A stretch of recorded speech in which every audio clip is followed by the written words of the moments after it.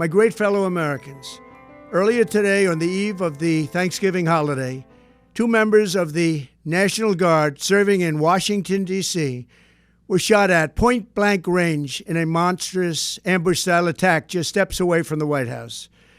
They had been deputized as part of the most successful public safety and national security mission in the history of our nation's capital, the D.C. Safe and Beautiful Task Force, which has achieved an unprecedented reduction in violent crime and crimes of all type.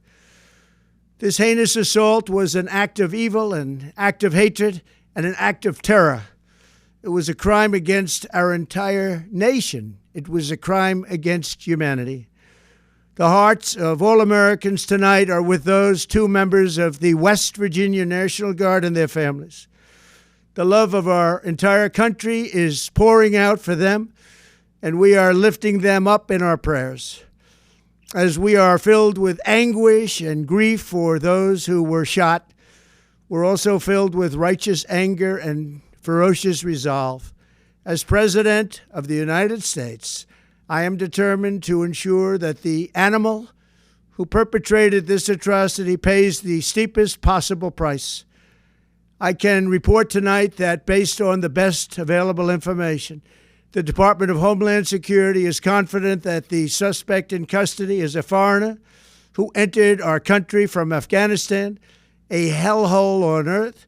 He was flown in by the Biden administration in September 2021 on those infamous flights that everybody was talking about. Nobody knew who was coming in. Nobody knew anything about it. His status was extended under legislation signed by President Biden, a disastrous president, the worst in the history of our country. This attack underscores the single greatest national security threat facing our nation. The last administration let in 20 million unknown and unvetted foreigners from all over the world, from places that you don't want to even know about. No country can tolerate such a risk to our very survival. An example is Minnesota, where hundreds of thousands of Somalians are ripping off our country and ripping apart that once great state. Billions of dollars are lost, and gangs of Somalians come from a country that doesn't even have a government, no laws, no water, no military, no nothing. As their representatives in our country preach to us about our Constitution and how our country is no good.